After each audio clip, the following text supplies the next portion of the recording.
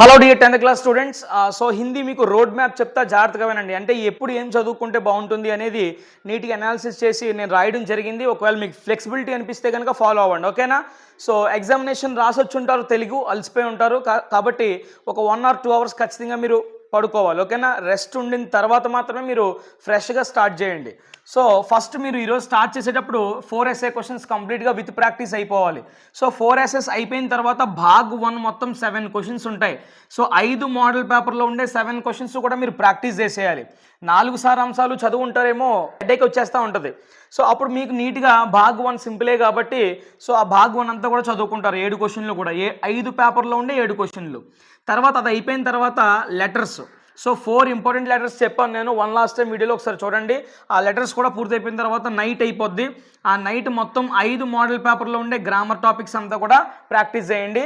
Just పడుకునే ముందు ఒక 4 పోయమ్స్ తప్పులు లేకుండా ప్రాక్టీస్ చేసేయండి. మ్యాక్సిమం ఈరోజు ఇవి అయిపోతే కనుక రేపు చాలా ఫ్రీగా నువ్వు ప్రిపరేషన్ కొనసాగించవచ్చు. మరి ఫ్రెష్గా రేపేం స్టార్ట్ చేయాలి సార్ అంటే రేపు మార్నింగే నువ్వు చాలా ఫ్రెష్గా ఉంటావు కాబట్టి నిబంధనలు స్టార్ట్ చేయాలి, ఓకేనా?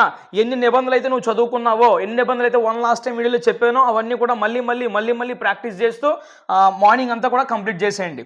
సో నిబంధనలు అయిపోయిన తర్వాత 4 మార్క్స్ నాన్న. సో 4 మార్క్స్ ఏమైతే ఉన్నాయో దో కళాకారులో 3 క్వశ్చన్స్ ఉంటాయి. లేదా నువ్వు ఇంకో లెసన్ ప్రిపేర్ అయితే కనుక అందులో కూడా 3 క్వశ్చన్సే ఉంటాయి. ఫస్ట్ అవి కంప్లీట్ చేసాయి. ఆ 3 క్వశ్చన్స్లో క్వశ్చన్ వస్తుంది, ఓకేనా? సో ఆల్రెడీ పోయమ్స్ చదివేసావు, 2 4 మార్క్ క్వశ్చన్లు అయిపోయి ఇంకా 2 4 మార్క్ క్వశ్చన్లు మాత్రమే ఉంటాయి. వాటికి నేను ఫేజ్ 1 లిస్ట్ ఇచ్చాను, ఫేజ్ 2 లిస్ట్ ఇచ్చాను. ఈ 2 బాగా చదువుకో. ఈ 2 అయిపోయి ఇంకా టైం ఉంటే ఫేజ్ 3 కూడా ప్రిపేర్ అవ్వు, ఓకేనా? ఇక లాస్ట్ డే ఎండింగ్కి ఇంకా మీరు ఏం చేస్తారు, యాక్షన్ ప్లాను, టెక్స్టువల్ గ్రామర్ మొత్తం అంతా కూడా ఒకసారి ప్రాక్టీస్ చేసేయండి, సరిపోతుంది, ఓకేనా? సో మొత్తం మీరు ఈ విధంగా ప్యాటర్న్ ఫాలో అయితే కనుక రేపు ఈవినింగ్ 6 కల్లా మీ ప్రిపరేషన్ కంప్లీట్ అయిపోద్ది. తర్వాత కష్టంగా ఉండే ఏరియాస్ మళ్ళీ నువ్వు రివిజన్ చేసుకోవచ్చు తర్వాత, ఓకేనా? All the best for your Hindi preparation and Hindi examination.